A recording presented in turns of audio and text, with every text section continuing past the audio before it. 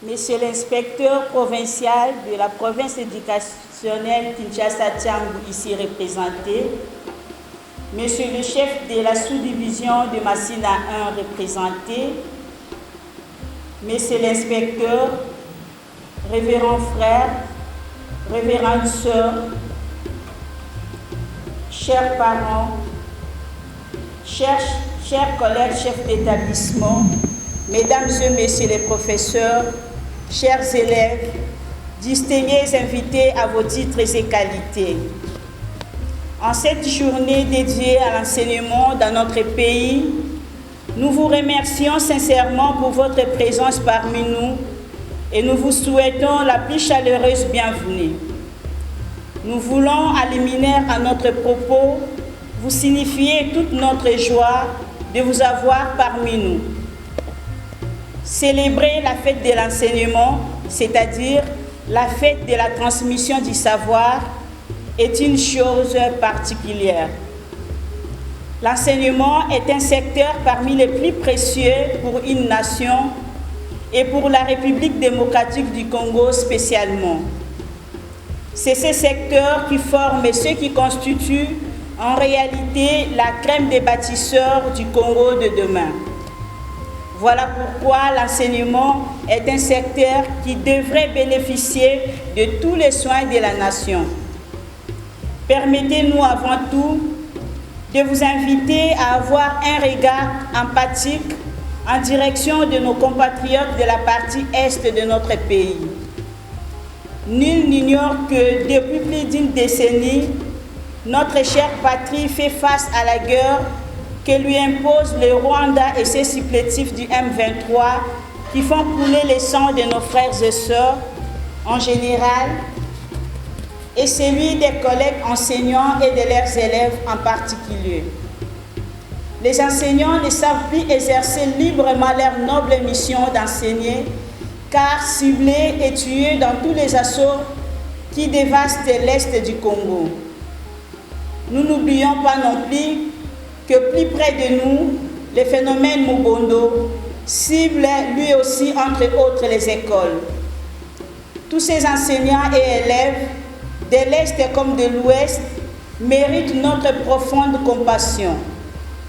Au regard de cette tragédie du siècle à l'Est et de tous les crimes perpétrés par des groupes armés et des inciviques contre les enseignants et les élèves, l'impact des nouvelles technologies de l'information et de la communication dans l'enseignement congolais.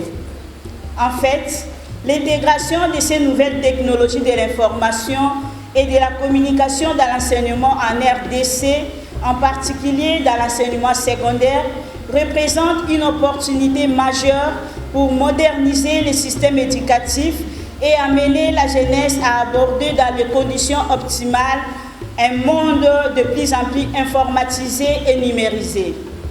Il est bien entendu que cela nécessite des investissements aussi bien de la part de l'État que des différents partenaires de l'enseignement national.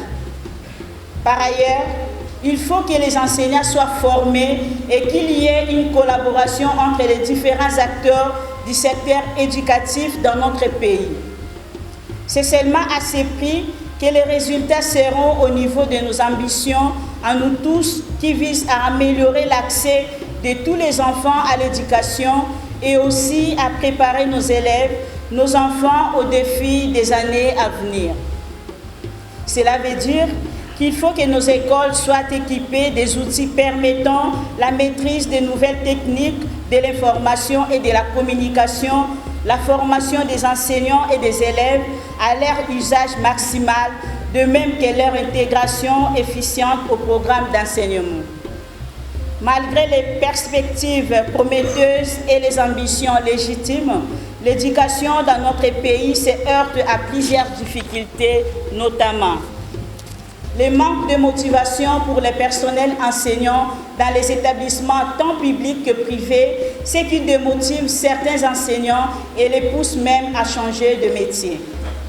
Le manque de bibliothèques riches en ressources pédagogiques et didactiques, ce qui impacte négativement l'élaboration des outils pédagogiques, notamment les préparations de certaines leçons. Nelson Mandela a dit avec raison que l'éducation est l'arme la plus puissante que l'on puisse utiliser pour changer le monde. Un enseignant bien assuré constitue une garantie pour l'avenir d'un pays, un levier de développement pour toute la nation. Ainsi, en cette journée nationale de l'enseignement, nous demandons à tous de veiller à la qualité de notre enseignement en RDC. À l'État, nous lui demandons de veiller à l'amélioration des conditions salariales du personnel enseignant à tous les niveaux. Réhabiliter ou construire des infrastructures viables et équipées. Multiplier la production des manuels scolaires de qualité. Adapter les programmes scolaires aux réalités actuelles du pays et du monde moderne. À l'enseignant, nous lui demandons d'exercer avec conscience sa noble mission tout en sachant que ceci est une vocation et que l'avenir de ces pays dépend pour beaucoup de ce que l'enseignant donne aux apprenants aujourd'hui. De toujours se former aux innovations contemporaines, notamment les NTIC. Enfin, aux parents, nous leur demandons de prendre leurs responsabilités à main, notamment en échangeant constamment avec les enfants pour leur montrer le droit chemin. De toujours collaborer avec l'école pour une formation harmonieuse et reçue de leurs enfants. Ainsi, comme apothéose de cette journée de l'enseignement 2025, 3 de nos élèves et un professeur vont nous faire voyager dans le monde scientifique en explorant les défis de l'intégration de nouvelles technologies de l'information et de la communication dans l'enseignement de notre pays grâce aux exposés qu'ils ont préparés. Nous aurons ainsi tour à tour à la tribune une première intervention intitulée « Du livre et de l'Internet, qu'est-ce qui est fondamental ?» Nous savons à quel point aujourd'hui nos enfants sont accros au téléphone alors qu'ils désertent volontiers les bibliothèques et se détournent des livres. La deuxième intervention sera axée sur le rôle des parents et de l'école dans la gestion des nouvelles technologies de l'information et de la communication. Nous savons quelle addiction dévastatrice certains réseaux sociaux créent chez les enfants et les jeunes. La troisième intervention portera justement sur l'apport des réseaux sociaux dans les milieux scolaires, parce qu'il est important de se demander ce qu'on peut en tirer de positif. Mais c'est l'inspecteur principal provincial de la province éducationnelle Kinshasa-Tchangou ici représenté, mais c'est le chef de la sous-division de Massina 1 représenté, mais c'est l'inspecteur, révérends frères, révérends sœurs, chers collègues chefs d'établissement, mesdames et messieurs les professeurs, chers parents, chers élèves, distingués invités. Vous allez assister à une journée qui corrobore et matérialise effectivement ce qui représente le 30 avril. Ceci à travers une conférence, les démonstrations et autres activités. Alors, votre attention ainsi que votre participation active sont requises et nous en remercions d'avance. Nous ne pouvons pas terminer notre propos liminaire sans remercier le ministère de l'EPST, ici représenté par les représentants de l'IPP, les inspecteurs, pour la volonté qu'il a de rendre l'enseignement en RD Congo prioritaire et accessible à tous et de sa lutte contre les antivaleurs.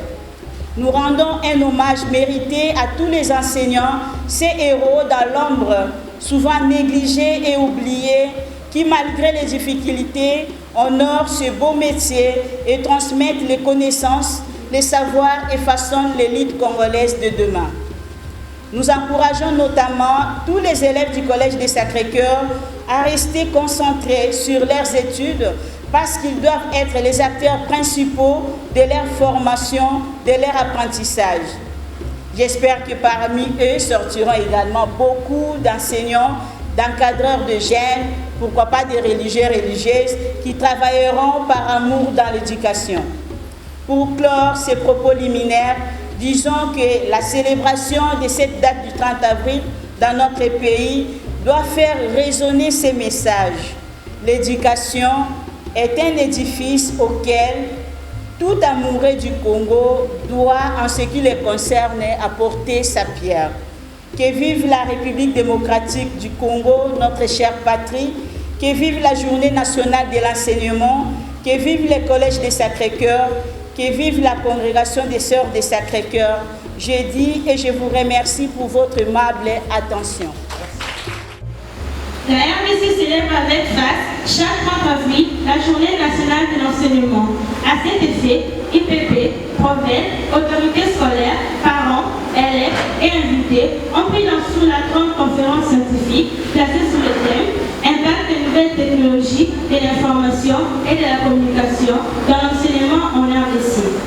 Signalant que 4 intervenants pourront défiler avec chacun un soutien d'illustration. Entre les livres et l'Internet, qu'est-ce qui est fondamental? Quel rôle les parents et l'école doivent-ils jouer dans la gestion de NTIC? Quel est l'apport de NTIC dans l'enseignement congolais? Au cours de cette journée scientifique, plusieurs expositions et démonstrations des élèves dans les différentes options seront au rendez-vous. Bonne participation à tous.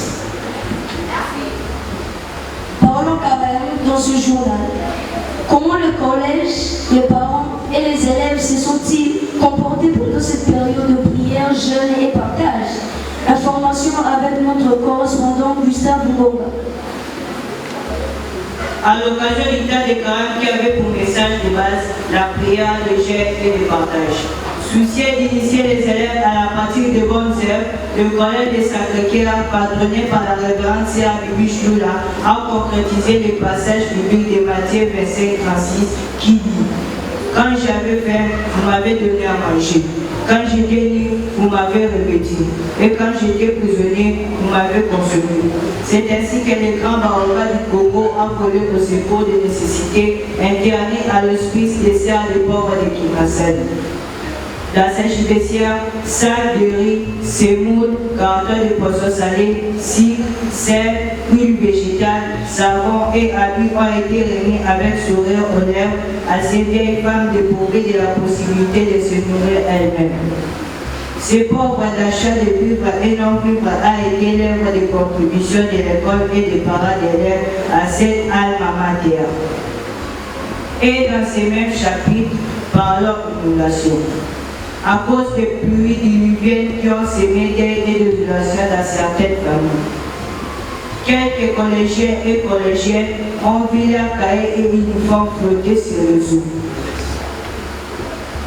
Dans sa nature de bonne samaritaine, la sœur prophète Bibiche a inconditionnellement remis objets classiques et uniformes tout neufs à ses élèves sinistrés. L'école profite par ailleurs pour lancer un appel à tout bienfaiteur de venir déposer son aide à l'école afin d'aller compartir avec ses étrangers.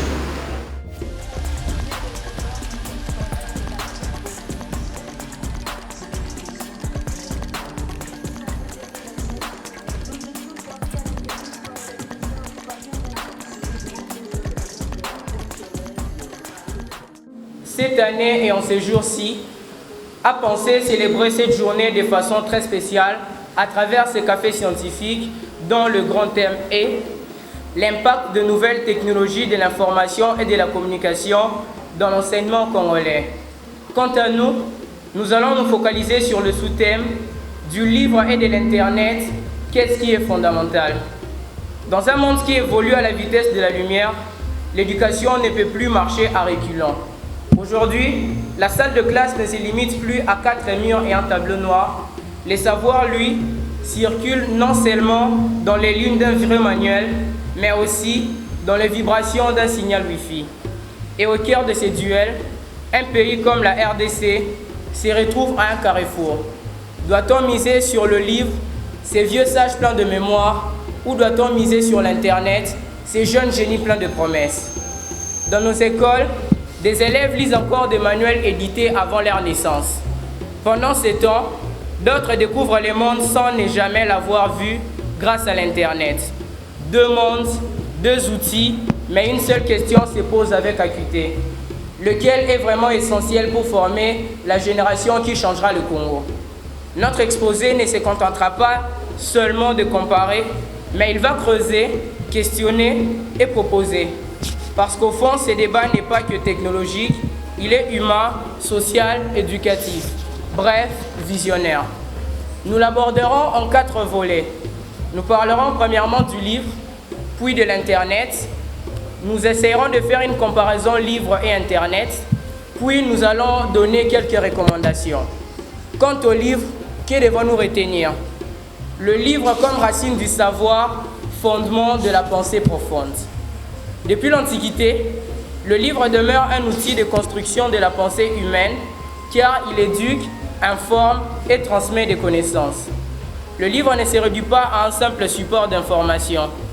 Il est un objet de mémoire, de lenteur et de profondeur. Il structure la pensée, impose un rythme à la lecture et offre une stabilité précieuse. Comme l'écrit Victor Hugo, je cite, « Le livre, c'est la force tranquille, c'est l'avenir. » Fin de citation. C'est à travers lui que s'est construite une grande partie de notre culture humaine, de la philosophie à la littérature, en passant par les sciences.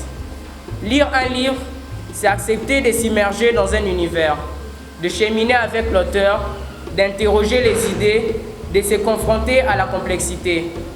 Le livre offre un savoir qui dure longtemps et vérifié. Il permet la relecture, la réflexion et l'approfondissement. Le professeur Bilo Sokabale disait à cet effet, je cite, « Une personne qui ne lit pas est plus dangereuse pour elle-même et pour la société. » Fin de citation. Et dans le contexte congolais, nous allons voir que le livre est resté longtemps le seul outil qui est là comme seul outil pédagogique dans 80% des écoles, véhiculant ainsi la tradition orale des diverses cultures. Comme le dit Jean Poulan, le livre est un maître silencieux, mais un maître sûr. Il invite à une forme de discipline intellectuelle, à une patience qui détient un acte de résistance dans un monde hyper connecté. Mais nous allons remarquer aussi que dans la majeure partie de nos écoles en RDC, une bonne partie n'ont pas de bibliothèques fonctionnelles. Et on retient que sans livre, il n'y a pas de base solide. Quant à l'Internet, comme on a dit, un jeune génie plein de promesses, c'est un outil révolutionnaire du savoir. L'Internet est un outil qui a démocratisé l'accès à l'information en brisant les barrières géographiques et temporelles, tout en ouvrant de nouvelles voies pour l'apprentissage. Dans cette optique, Umberto Eco affirme que, je cite, « L'ordinateur n'est pas une menace pour le livre, c'est son prolongement. » En cela, l'Internet est vu comme une bibliothèque sans mur, un enseignant sans frontières, un carrefour infini du savoir. En gros, c'est le Big Bang de l'information. En quelques clics, un élève de Kinshasa peut consulter des bibliothèques entières à Harvard, suivre des cours en ligne avec un professeur et des collègues à distance. L'Internet est vaste et rapide, permet aux enseignants de diversifier leurs méthodes, donne du pouvoir aux apprenants qui deviennent acteurs de leur formation. Et ceci se passe de manière que, avec l'Internet, chaque apprenant a la capacité d'apprendre à son rythme et à sa manière. Certains préfèrent de format audio, d'autres vidéo et d'autres apprennent sous forme de jeux. En plus, l'Internet est un moyen très rapide qui nous ouvre à plusieurs cultures. Il rend notre réflexion et nos compétences plus performantes. Il démocratise et rend notre accès à l'information très facile en rendant nos connaissances plus accessibles que le livre ne le faisait auparavant. Avec l'Internet, chaque élève est une bibliothèque ambulante. Et comme le dit Nicolas Carr dans son livre The Shallows, What the Internet is Doing to Our Brains, publié en 2010, exprime et précise l'influence que présente l'Internet dans le monde moderne. Selon lui, je traduis, sans l'Internet, on s'isole du monde et on vivrait en solo. Eu égard à tout ce que nous avons eu à entendre avec le livre et l'Internet, nous allons essayer de dresser une petite comparaison sous divers aspects. Du point de vue de l'accessibilité, le livre est facile à utiliser, même sans électricité ni réseau. L'Internet, lui, nécessite l'électricité, un appareil et une connexion stable. Du point de vue de la crédibilité, le livre est généralement vérifié, édité puis validé. Avant la publication d'un livre, ce dernier doit passer vers le docteur devant des critiques. Ceux-ci vont critiquer le livre, vont voir s'il est abordable et s'ils ont approuvé, ils pourront le publier. Et l'Internet, lui, il est très variable, a beaucoup d'informations, certes, mais est souvent aussi soumis à des fake news. Avec l'Internet, tout le monde peut mettre ce qu'il veut, quand il veut, où il veut, et ceci peut souvent embrouiller l'idée et il est probable que ces derniers puissent avoir des informations qui se sont avérées être fausses. Du point de vue pérennité ou, dirais-je, de la durabilité, le livre peut durer des années sans se détériorer s'il est bien conservé. L'Internet, lui, dépend de la technologie et là, on voit les batteries, les serveurs et une connexion rapide. Du point de vue concentration, le livre favorise la lecture longue, la réflexion en profondeur. L'Internet, lui, est un peu plus axé sur la distraction. Avec l'Internet, on peut être là à lire un contenu et là, on a une annonce qui entre. Et quand nous sommes obligés de suivre l'annonce avant de revenir à notre article. Et ça fait fuir le cours d'idées et c'est un peu plus de distraction. Pas seulement, des annonces souvent sont un peu... Nous avons aussi remarqué que certaines annonces sont illicites. Et ça distrait et ça fait perdre le fil d'idées. En termes de richesse de contenu, le livre a un contenu fixe, parfois limité à un sujet. Quand ça parle zoologie, c'est zoologie jusqu'à la fin. Et on va remarquer qu'avec le livre, il a du mal à s'adapter un peu aux réalités actuelles. Quand ça change, peut-être que la zoologie évolue, mais cet ancien livre de zoologie édité en 2010 peut se retrouver en 2024 avec le même contenu. Mais avec l'Internet, nous avons un contenu varié, interactif et multimédia. En termes du coût à long terme, le livre a un coût élevé à l'achat, mais réutilisable. Plus le livre est vieux, plus il devient rare et cher. Mais avec l'Internet, il peut être gratuit, mais dépend d'abonnement. Avec l'Internet, ils ont tendance à envoyer une partie de l'article. Quand vous lisez, ça vous intéresse, mais pour avoir la suite, vous devez payer.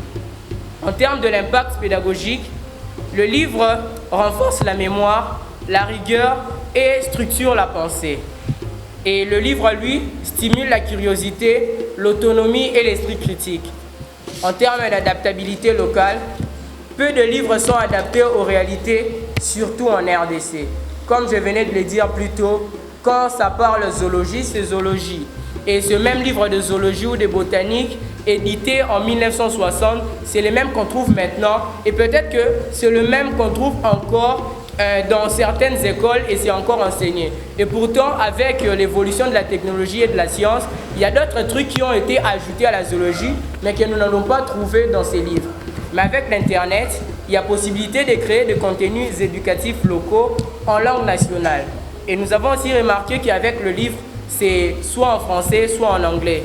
Et dans certaines régions, ils ne parlent pas français, ils ne parlent pas anglais.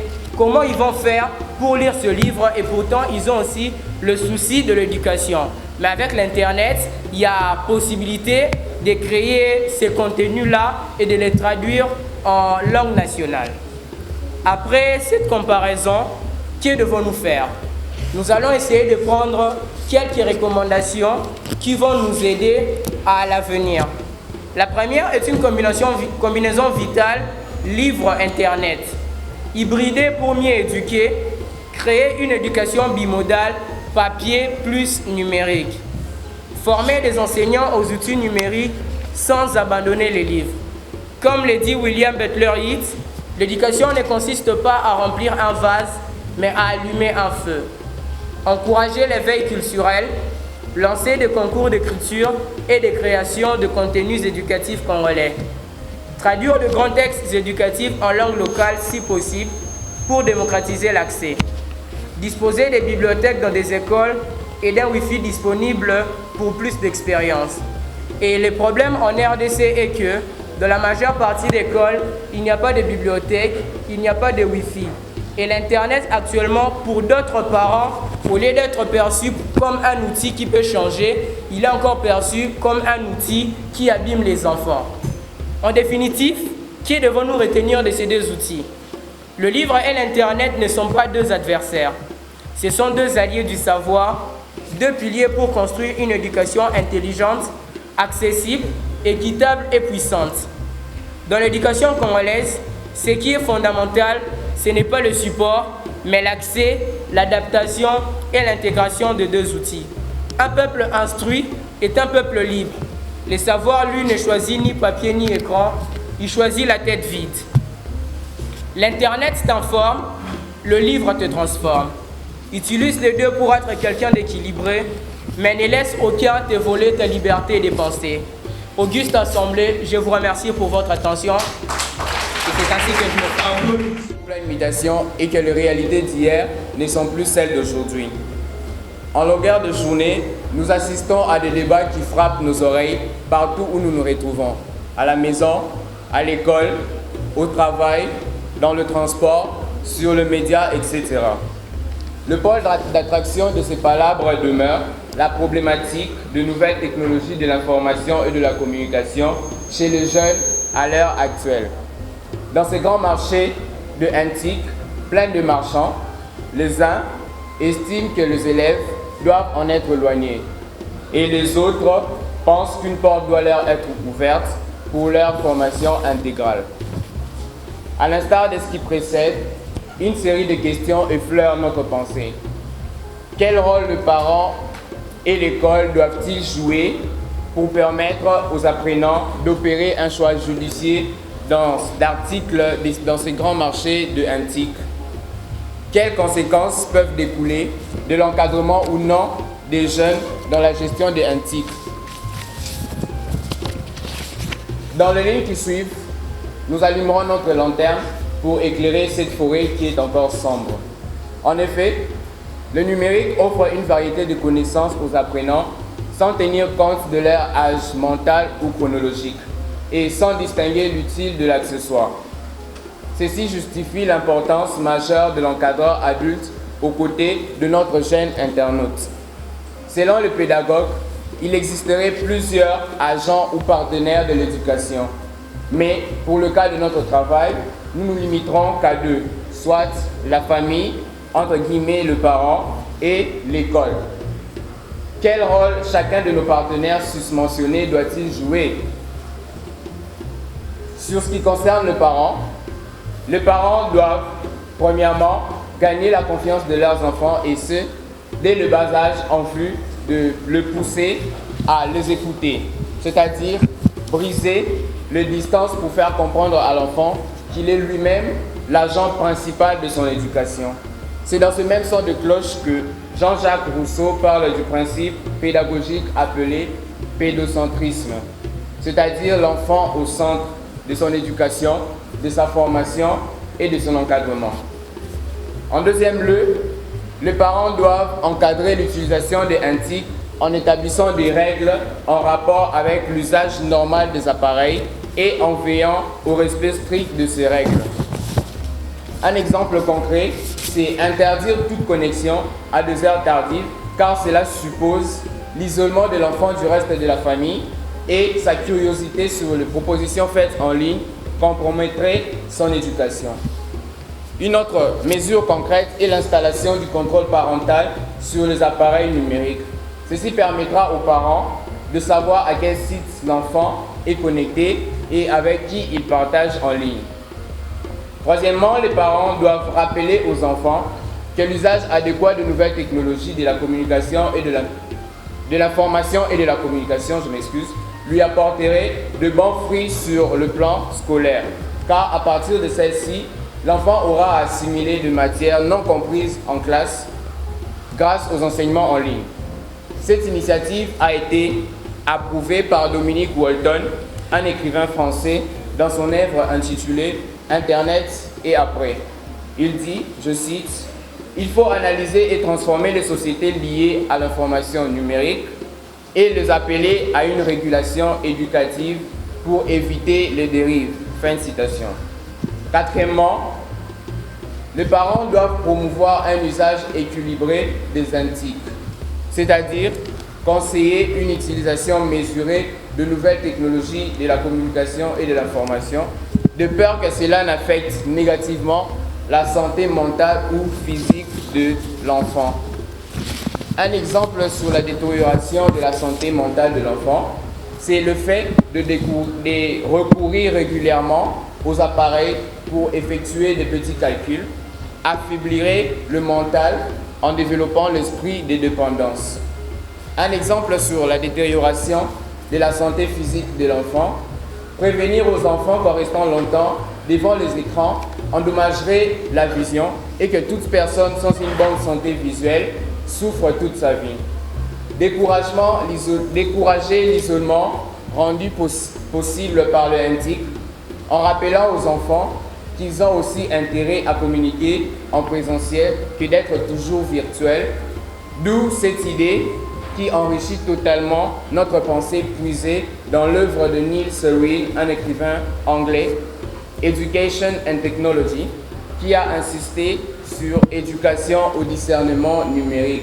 Il dit, je cite, « Nous devons faire un regard critique sur les promesses du numérique sur l'éducation en plaidant pour une approche équilibrée et éthique. » En sixième lieu, les parents doivent sensibiliser les enfants à la sécurité en ligne. Cela suppose les éduquer aux dangers d'Internet. Par exemple, la pornographie, les cyberharcèlements, les sites non autorisés, etc. Et enseigner de bonnes pratiques pour naviguer en toute sécurité. Exemple, ils doivent dire à l'enfant de ne pas accepter toute proposition faite en ligne si celle-ci ne cadre pas avec votre but de recherche. Septièmement, les parents doivent favoriser une culture numérique en montrant l'exemple et en accompagnant leurs enfants dans l'utilisation des outils numériques. Les parents peuvent cultiver un intérêt pour l'apprentissage et la découverte des antiques de manière responsable. Quant à l'école, en tant que milieu d'instruction et d'éducation par excellence, elle doit, premièrement, former les élèves aux compétences numériques, c'est-à-dire leur fournir de connaissances nécessaires pour utiliser les antiques de manière efficace, critique et responsable. Sinon, nous risquerons de tomber dans la pensée de Victor Hugo, écrivain français du 19e siècle, qui stipule, je cite, « Faute d'enseignement, on forme des hommes animaux aux têtes inachevées. » Fin de citation. En deuxième lieu, l'école doit encadrer l'usage des technologies en classe. Cela suppose établir des règles ou des lignes directrices en rapport avec l'utilisation des appareils numériques en classe afin de s'assurer que les élèves les utilisent à bon escient. Troisièmement, prévenir les risques numériques en multipliant des programmes de sensibilisation et d'ateliers sur les cyberespaces tels que le harcèlement, la désinformation, le cyberespionnage, etc. C'est dans cet ordre d'idées que Victor Hugo dit, je cite, « Une école qu'on ouvre est une prison qu'on ferme. » Donc, on prévient à l'enfant le danger à éviter en ayant été à l'école. Quatrièmement, l'école doit promouvoir le développement personnel des enfants par l'intégration des antiques dans les activités pédagogiques.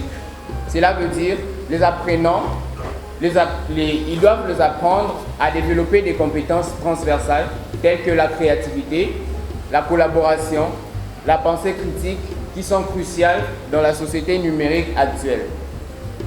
Ici est de signaler que l'encadrement des jeunes dans l'usage du numérique favorisera une floraison de génie dans l'élite congolaise, tandis que l'abandon des jeunes à la merci de ces intelligences artificielles conduira notre pays à un chaos sans précédent. Somme toute, supprimer les nouvelles technologies de l'information et de la communication dans nos milieux éducatifs, c'est isoler notre pays du reste du monde et restreindre la liberté d'information à la relève de demain. Laisser les jeunes naviguer dans le fleuve numérique sans accompagnement des adultes, c'est scier la branche sur laquelle on est assis. Donc, la famille et l'école doivent travailler à l'unisson pour tenir compagnie au Congo de demain. Merci pour votre attention soutenue. De Facebook à TikTok, en passant par Instagram ou encore WhatsApp, ces plateformes ne sont plus seulement des outils de divertissement, mais elles influencent profondément la manière dont les jeunes communiquent, apprennent et interagissent. De l'autre bout du fil, il y a les professeurs, et aussi qui se servent des réseaux sociaux et pour la même cause. Dans le milieu scolaire, leur présence est à la fois source de débats, d'opportunités et de défis. Alors, une question se pose. Faut-il le voir comme des distractions nuisibles ou comme des leviers pédagogiques innovants? Cette conférence vise à explorer les différents apports des réseaux sociaux dans le milieu scolaire que nous vous présenterons en 3 grandes lignes. En premier lieu, nous parlerons de l'omniprésence des réseaux sociaux chez le jeune. Ensuite, de quelques apports pédagogiques et éducatifs de ces réseaux sociaux. Et enfin, de limites et risques à encadrer. Toutefois, une conclusion ne manquera pas à la fin de notre détail. Mesdames et messieurs, serrez bien vos ceintures car nous entamons maintenant le vif du sujet. Primo, l'omniprésence des réseaux sociaux chez le jeune. De nos jours, les réseaux sociaux sont incontournables. Ils sont utilisés partout et même dans les églises. L'école est aussi concernée par cette affaire qui semble extrêmement délicate car elle a une force comme la pesanteur. Peu importe votre âge ou votre rang social, quiconque entre dans ce monde, il reste sans pour autant fournir d'efforts d'y sortir. Car ce monde paraît meilleur. Tout le monde veut un téléphone Android. Sur ce, selon les recherches faites, il sied de vous représenter d'abord les statistiques des utilisateurs de ces réseaux sociaux selon l'Agence française de contrôle du numérique dans le monde. Et cela dit ceci. Dans le milieu scolaire, les réseaux sociaux les plus utilisés par les élèves sont à la tête, nous avons Instagram, qui est utilisé par 27,4% de jeunes. Après lui vient Snapchat, qui est utilisé par 24,3% des jeunes. Vient s'y joindre TikTok, qui est utilisé par 19,1% de jeunes. Et ensuite, nous avons Facebook, qui est utilisé par 15% de jeunes. Et enfin, WhatsApp, qui est utilisé par 14,2% de jeunes. Sur ces, les jeunes les plus réguliers ou les plus fréquents sur ces plateformes sont estimés être entre 16 ans et 25 ans d'âge. En évaluant ces statistiques, nous comprenons que l'usage des réseaux sociaux est inarrêtable. Leur omniprésence est très élevée. C'est à ce titre que le psychiatre Serge Tisserand, dans son livre intitulé « Apprivoiser les écrans et grandir », précise dans les pages 3, 6, 9 et 12, stipule en insistant que l'usage du numérique est important, mais celui-ci demande une éducation approfondie et surtout une éducation sur le développement critique face aux écrans et à ce que nous constatons dans ces numériques. La réflexion de ces psychiatres cadre avec la popularité concernée et surtout que pour la plupart des cas, sont les jeunes et qui parfois perdent la rationalité de ce qu'ils font. Secundo, les apports pédagogiques et éducatifs de ces réseaux sociaux. Les réseaux sociaux ont un apport incontournable et indéfectible, surtout dans l'aspect pédagogique et éducatif dans le monde actuel. Sur ces, voici quelques-uns de ces apports. En premier lieu, nous avons la motivation et engagement des élèves. Avec les réseaux sociaux, on peut créer des écoles virtuelles qui permettent aux apprenants d'être enseignés ou d'apprendre chez eux à la maison sans effectuer aucun déplacement. Car sur Internet ou sur les réseaux sociaux, il y a assez de contenu sur telle ou telle autre matière. Et cela se fait d'une manière rapide et très fluide. Voilà pourquoi les spécialistes et chercheurs en sciences de l'éducation, ainsi que spécialistes du numérique éducationnel, Bruno de Vauchel, centre son idée principale dans son livre intitulé « Le numérique est-il la fin de l'école ?» que les réseaux sociaux peuvent être des outils d'apprentissage, mais nécessitant une méditation pédagogique forte. Autre apport, l'apprentissage collaboratif et entraide entre les élèves.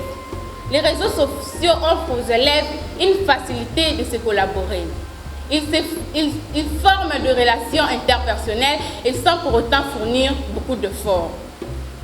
Troisième apport, communication facile entre les élèves, les enseignants ainsi que les parents. Les réseaux sociaux créent une complicité dans les apprentissages, dans la mesure où ils créent une proximité entre les professeurs et les élèves. L'assimilation de matière est faite en classe sans pour autant effectuer de classe à domicile. Voilà pourquoi une chercheuse et enseignante française, Laura Dune, a utilisé les réseaux sociaux Twitter, qui est communément appelé X, pour favoriser l'expression écrite et les interactions dans sa classe. Ceci est une preuve vivante que les réseaux sociaux ne peuvent être totalement écartés de l'éducation. Comme dernier apport, nous avons le développement de compétences numériques et médiatiques. Le monde des réseaux sociaux offre aux élèves un apport très considérable qui leur ouvre des opportunités à l'avenir. Partout dans le monde entier, vous n'entrerez pas dans un bureau sans pour autant trouver un ordinateur. Et la maîtrise de l'outil informatique est l'un des critères de base pour être engagé actuellement. Et la maîtrise des élèves avec ces mondes leur ouvre plusieurs horizons qui les attendent, d'où la maîtrise de ces réseaux qui intervient presque dans tous les domaines est très importante.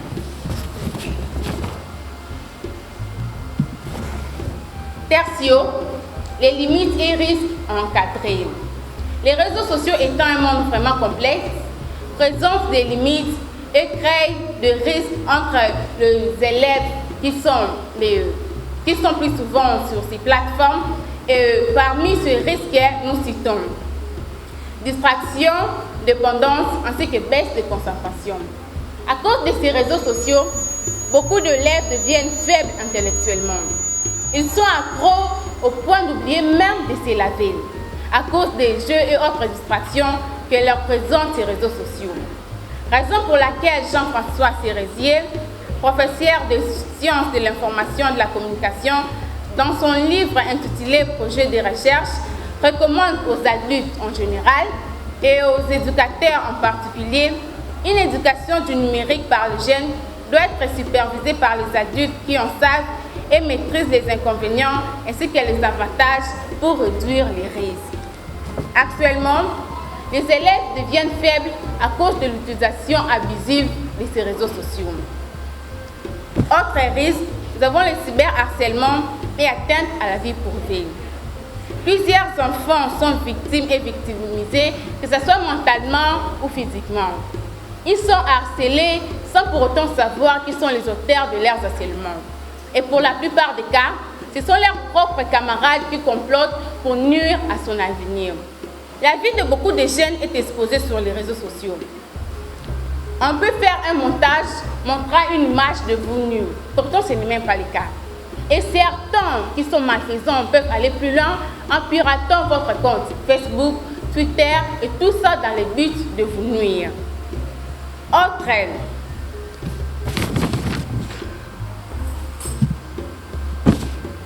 limite, nous avons diffusion de fausses informations. À cause de ce monde de ces réseaux sociaux, beaucoup d'informations sont fausses et non actualisées. Et on ne peut le partager sans vérifier. C'est par cette occasion que nous félicitons la promulgation de la loi sur le numérique dans notre pays. Il sanctionne quiconque diffusant de mauvaises informations dans le but de désinformer la population. Comme dernier risque, nous avons l'inégalité d'accès aux outils numériques. Les limites sont aussi et surtout dues à l'utilisation des outils pouvant nous faciliter l'utilisation de ces réseaux sociaux. Nous, élèves qui sommes ici à Kinshasa, nous n'avons pas cette même facilité d'accéder aux réseaux sociaux que ceux qui vivent au fin fond du pays. Car là-bas, peut-être que le téléphone n'est pas encore connu ou le Wi-Fi ne passe pas encore. Et de l'autre côté, il y en a aussi ceux qui n'ont pas assez de moyens pour s'approprier de ces réseaux sociaux. Le monde va alors avec deux vitesses. La première partie, ceux qui peuvent s'offrir le téléphone et accéder facilement à ces réseaux sociaux. Et l'autre côté, ceux qui ne peuvent pas à cause de leurs moyens financiers ou à cause de leur localisation géographique. En guise de conclusion, nous demanderons aux parents, à l'école ainsi qu'aux élèves que les réseaux sociaux ont un apport très considérable dans l'enseignement. Ils ne peuvent pas être écartés, mais ils doivent être utilisés en tenant compte de certains apports. Et les adultes ou les encadreurs doivent nous encourager face à ce monde. De plus, on doit penser que tout le monde y accède, quelle que soit sa localisation géographique ou quels que soient ses moyens. D'entrée de jeu, notons que nous vivons dans un monde hyper numérisé, à tel point que les NTIC sont devenus carrément incontournables. Car les diverses applications et multiples modes d'exploitation qu'elles offrent soulignent l'impact qu'elles peuvent avoir sur le développement des pays. Dans cette perspective, tous les secteurs de la vie se sentent sollicités par d'énormes possibilités que les technologies de l'information et de la communication nous offrent.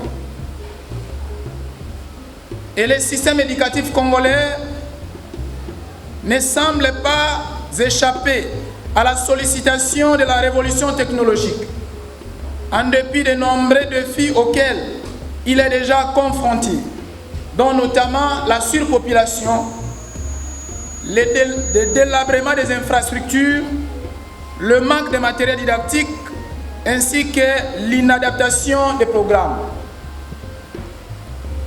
On comprend dès lors que les NTIC sont inévitables pour un système éducatif qui se veut vraiment moderne et efficace. En effet, ces NTIC regroupent pour des fins d'enseignement ou d'apprentissage un ensemble de savoirs, des méthodes capables d'améliorer la qualité de l'enseignement congolais en un temps record. Par ailleurs, si certains observateurs voient dans les NTIC un échafaudage pour sauver le système éducatif congolais déjà affaibli et presque obsolète, d'autres par contre l'accusent de paralyser notre système éducatif. C'est dans un tel contexte qu'il faudrait comprendre les cris de désolation de l'abbé professeur Léonard Santedi, qui, voyant les dégâts des NTIC dans le monde, les traite de la mondialisation. Pour lui, tout cet arsenal d'outils informatiques diabolise tous les secteurs de la vie, l'enseignement y compris. Et toute la question reste maintenant de savoir l'impact réel que peuvent avoir ces NTIC dans un système éducatif. Devrait-on carrément s'en passer ou doit-on promouvoir son adaptation et l'éducation pour son bon usage par le jeune, les mineurs? Étant donné la pertinence de la thématique, nous l'abordons sous 3 aspects, à savoir les prouesses des NTIC dans le système éducatif congolais, les dangers des NTIC dans l'enseignement et les projets d'adaptation et d'éducation au bon usage. Les succès des NTIC dans l'enseignement sont inouïs. De surcroît, ici est de souligner que l'enseignement est parmi les secteurs qui sont le plus grand bénéficiaire des NTIC dans le monde. Car, grâce aux NTIC, l'école peut organiser les enseignements en ligne durant une pandémie. Nous avons vu avec la pandémie qui a secoué le monde, le coronavirus, où on pouvait à travers EDIC TV suivre les enseignements. Quand un pays ou une agglomération est pendant la guerre, les NTIC peuvent nous aider à apprendre à partir de la maison. Quand il y a une catastrophe naturelle, etc. Les NTIC favorisent aujourd'hui la communication permanente entre écoles et parents, entre élèves et entre personnel enseignant et autorités scolaires. Pourquoi pas entre l'État et les écoles? Cela favorise l'unité, la collaboration et le suivi. Notion très importante dans un système éducatif qui se veut sérieux. Les NTIC facilitent la recherche personnelle des élèves. Certains élèves sérieux, grâce aux NTIC, devancent les professeurs selon les plans du cours à certains points peut-être qu'ils vont apprendre prochainement. Et cela facilite la contribution, la participation des élèves dans les cours. Tout cela, on voit, il y a une certaine notion de l'auto-formation à travers les NTIC. Grâce aux NTIC, la préparation des cours, la recherche des nouveaux exercices et devoirs sont de plus en plus faciles. Et les élèves peuvent travailler en groupe tout en étant en ligne. Les NTIC permettent d'alléger également la tâche des enseignants sur beaucoup de choses. Actuellement, vous pouvez trouver un professeur, il a un dos courbé. Pourquoi? Parce qu'ils ont souvent des sacs qui pèsent trop. Il y a des livres qui sont dedans et certains sont morts avec des dos très courbés. Mais grâce aux NTIC, un professeur peut se promener avec un tas de documents dans son outil informatique. Cela est un apport non moins considérable. Avec les NTIC, les parents, depuis la maison ou les lieux du travail, peuvent être au courant de tout ce qui se passe à l'école ou des activités de leurs enfants, de leurs performances. Eux-mêmes, les parents peuvent payer les frais scolaires dans une école via les NTIC. Les élèves ont de leur côté une facilité dans la recherche, car tout y est. Les NTIC luttent contre la corruption. Dans notre école, par exemple, les points sont numérisés. Les titulaires remettent seulement la fiche et les points se calculent automatiquement. Cela diminue un peu la tendance à la corruption et ça diminue aussi les erreurs. Nous avons connu, quand nous avons été dans les écoles primaires, vous êtes dans une classe de 102 élèves, peut-être en première primaire, la dame doit calculer les points manuellement. Et parfois, il y avait des erreurs qui étaient introduites et le travail était très lourd. Mais grâce aux NTIC, on peut faire ces travaux virtuellement et ça aurait été un moyen d'allègement pour l'enseignant. À travers ces NTIC, les élèves apprennent à s'informer et à communiquer avec le monde. L'Internet fournit une panoplie d'exercices corrigés et des cours pouvant améliorer la compréhension des leçons. Même si les élèves n'ont pas une certaine disponibilité, ils peuvent recevoir des cours à distance grâce au NTIC. Plusieurs forums offrent des réponses et des discussions intéressantes entre élèves et professeurs afin de trouver des solutions aux leçons non comprises en classe. Aujourd'hui, grâce au NTIC, la cité de Bokoro peut apprendre les résultats de l'examen d'État le même jour. Mais nous qui avons grandi au village, il fallait attendre des mois et des mois pour recevoir les résultats de l'examen d'État. Mais actuellement, grâce au NTIC, tout le monde peut, dans un coin du monde, dans le coin du pays, apprendre ça en un temps record. Tout cela, ce sont les prouesses de NTIC dans le système éducatif.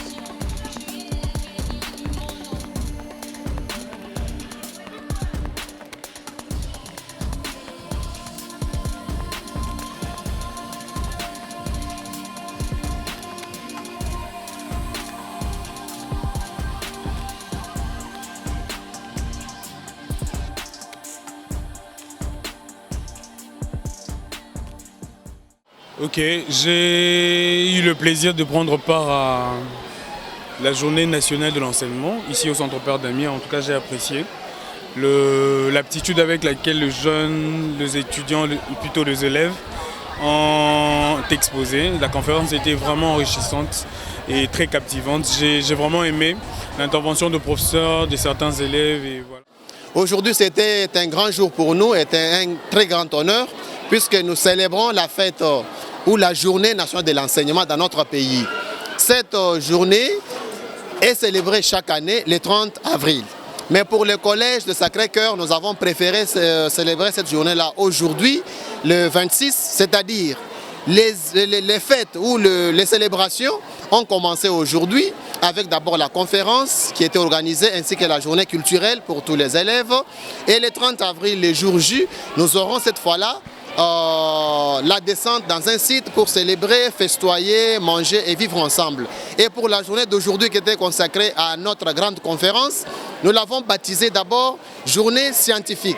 Ces journées scientifiques avaient pour objectif de faire valoir la grandeur ou bien les mixages, la symbiose, l'hybridation de livres et de l'Internet. Voilà pourquoi les thèmes de cette journée étaient sur l'impact des nouvelles technologies, de l'information et de la communication dans l'enseignement congolais.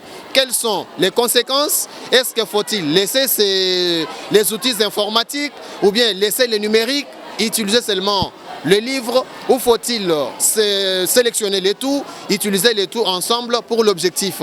Et tour à tour, nous avons vu quand même dans cette conférence que les réponses ont été données à travers les sous-thèmes que nous avons eu à suivre. Parmi ces sous-thèmes, on avait d'abord les rôles des parents et de l'école dans la gestion d'éthique. Et nous avons aussi eu une autre conférence qui était basée sur les réseaux sociaux et leur rapport dans l'enseignement congolais.